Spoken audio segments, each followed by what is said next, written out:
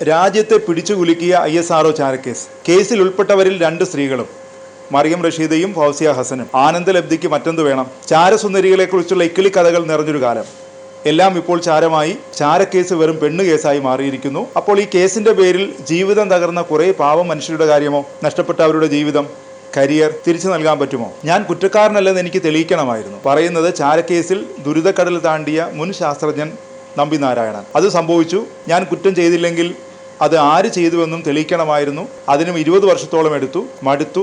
ഒരു കേസ് 30 വർഷം കൊണ്ടുപോയത് തന്നെ വലിയ കാര്യമായാണ് തോന്നുന്നത്. ഇപ്പോൾ എനിക്ക് പ്രായമായി. പ്രതികളെ ശിക്ഷിച്ചാലും ഇല്ലെങ്കിലും എനിക്ക് താല്പര്യം നഷ്ടപ്പെട്ടു. കുടുംബത്തിനും സുഹൃത്തുക്കൾക്കുമൊപ്പം സമയം ചെലവഴിക്കുകയാണ് നമ്പി നാരായണൻ പറയുന്നു. രാജ്യത്തെ പിടിച്ചുകുലുക്കിയ ചാരക്കേസിന്റെ ഗൂഢാലോചനയുമായി ബന്ധപ്പെട്ട് അമ്പരപ്പിക്കുന്ന വിവരങ്ങളാണ് CBI സമർപ്പിച്ച കുറ്റപത്രത്തിലുള്ളത്. ഗൂഢാലോചന കേസിൽ പ്രതിയായ മുൻ SP S വിജയനെതിരെ CBI കുറ്റപത്രത്തിൽ രൂക്ഷ വിമർശനമാണുള്ളത്. ഹോട്ടൽ മുറിയിൽ വെച്ച് S വിജയൻ മറിയം റഷീദയെ കടന്നുപിടിക്കാൻ ശ്രമിച്ചു. അത് എതിർത്തതിനാലാണ് ചാരവൃത്തി ആരോപിച്ച് കേസെടുത്തതെന്നും CBI ചൂണ്ടിക്കാട്ടുന്നു. വിജയന്റെ ലൈംഗിക താല്പര്യത്തിന് മാൽദ്വീപ് സ്വദേശിനി മറിയം റഷീദ വഴങ്ങാത്തതാണ് ISRO ചാരക്കേസിന്റെ തുടക്കമെന്നാണ് CBI കുറ്റപത്രത്തിൽ പറയുന്നത്. മറിയം റഷീദയെ അറസ്റ്റ് ചെയ്തെന്നും അത് മറയ്ക്കാനായി കൂടുതൽ തെറ്റായ കാര്യങ്ങൾ ചെയ്തുവെന്നുമാണ് കുറ്റപത്രത്തിൽ പറയുന്നത്. ചാരക്കേസിൽ ഉത്തരം കിട്ടാൻ ഇനിയും നിരവധി ചോദ്യങ്ങളുണ്ട്. മഞ്ഞുമലയുടെ ഒരഗ്രം മാത്രമാണ് പുറത്തു വന്നിരിക്കുന്നത്. നവംബർ 15-ന് DGPയുടെ ഉത്തരവ് പ്രകാരമാണ് കേസ് DIG സിബി മാത്യൂസിൻ്റെ നേതൃത്വത്തിലുള്ള പ്രത്യേക സംഘത്തിന് കൈമാറിയത്. SP G Baburaj, DSP KK Joshua, SI S ജോഗേഷ്, തമ്പി S ദുർഗാദത്ത് എന്നിവരായിരുന്നു ടീമിലുണ്ടായിരുന്നത്. തുടർന്ന് സിബി മാത്യൂസിൻ്റെ നിർദ്ദേശപ്രകാരം നവംബർ 21-ന് ISROയിലെ ശാസ്ത്രജ്ഞൻ D ശശികുമാറിനെ അഹമ്മദാബാദിൽ നിന്ന് അറസ്റ്റ് ചെയ്തു. റഷ്യൻ ബഹിരാകാശ ഏജൻസിയുടെ പ്രതിനിധിയായിരുന്ന K ചന്ദ്രശേഖരൻ, ISRO ശാസ്ത്രജ്ഞൻ നമ്പി നാരായണൻ, കോൺട്രാക്ടറായ സുധീർ കുമാർ ശർമ്മ എന്നിവരെയും പിന്നാലെ അറസ്റ്റ് ചെയ്തു. കേരള പോലീസിന്റെ കസ്റ്റഡിയിൽ IB ഉദ്യോഗസ്ഥരായ RB Sreekumar, PS Jayaprakash തുടങ്ങിയ ഉദ്യോഗസ്ഥർ അറസ്റ്റിലായവരെ ചോദ്യം ചെയ്തെന്നും CBI കുറ്റപത്രത്തിൽ പറയുന്നുണ്ട്.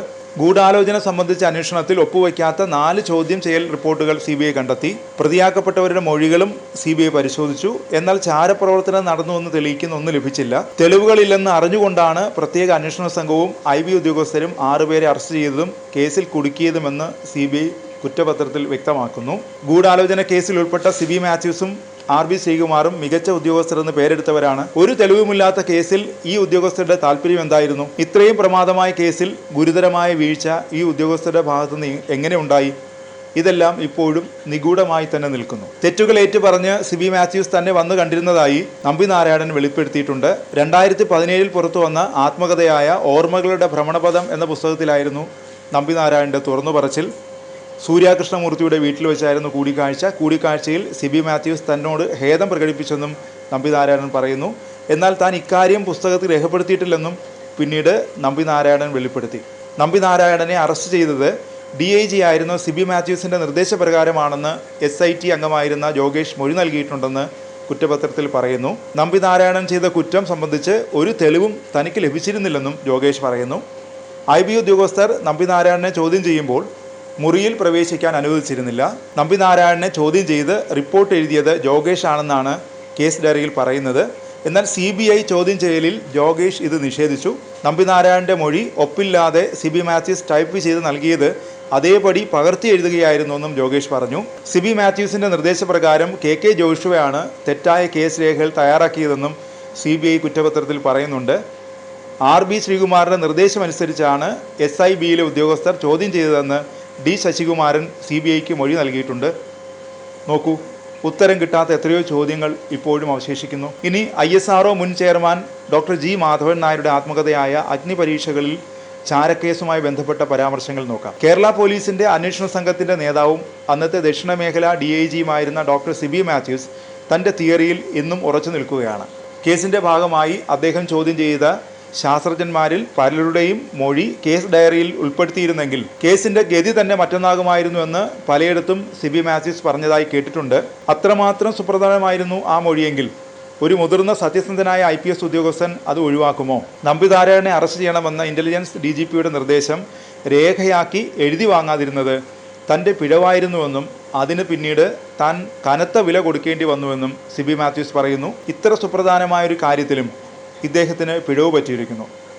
വാസ്തവത്തിൽ പലതരം ഗൂഢലക്ഷ്യങ്ങളോടെയാണ് ഈ ചാരക്കേസ് തൽപര കക്ഷികൾ ഉയർത്തിക്കൊണ്ടുവന്നത്. PSLV എന്ന ബഹിരാകാശ പടക്കുതിരയുമായി കുതിപ്പ് തുടങ്ങിയ ISROയെ തകർക്കുക എന്നത് ആദ്യ ലക്ഷ്യം. മറ്റൊന്ന് കേരള രാഷ്ട്രീയവുമായി ബന്ധപ്പെട്ടതായിരുന്നു. അന്നത്തെ മുഖ്യമന്ത്രി K. കരുണാകരനെ താഴെ ഇറക്കുക എന്നതായിരുന്നു അത്. സ്വന്തം മകനെ കരുണാകരൻ പടിപടിയായി ഉയർത്തിക്കൊണ്ടുവന്നതിൽ അസഹിഷ്ണുത പൂണ്ട ചില രണ്ടാം നിര നേതാക്കൾ അന്ന് കോൺഗ്രസിലുണ്ടായിരുന്നു. തിരുത്തൽവാദികൾ എന്നറിയപ്പെട്ടിരുന്ന അവർ മുരളീധരൻ്റെ വളർച്ച തടയാനായി അച്ഛൻ കരുണാകരനെ ബലിയാടാക്കുകയായിരുന്നു അത്രേ. അതിനാണ് കരുണാകരൻ്റെ വിശ്വസ്തനായിരുന്ന കേരള പോലീസ് IG രമൺ ശ്രീവാസ്തവയെ ചാരക്കേസിലേക്ക് വലിച്ചിഴച്ചത് എന്നും പറയപ്പെടുന്നു. ഏതായാലും കരുണാകരന് സ്ഥാനം നഷ്ടമായി.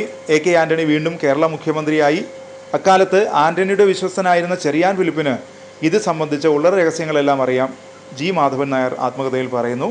എന്തായാലും ചാരക്കേസിൻ്റെ കനൽ അണയാതെ തന്നെ നിൽക്കുമെന്നുറപ്പാണ്. ഇതുമായി ബന്ധപ്പെട്ട വെളിപ്പെടുത്തലുകൾ ഇനിയും ഉണ്ടാകുമെന്ന് പ്രതീക്ഷിക്കാം.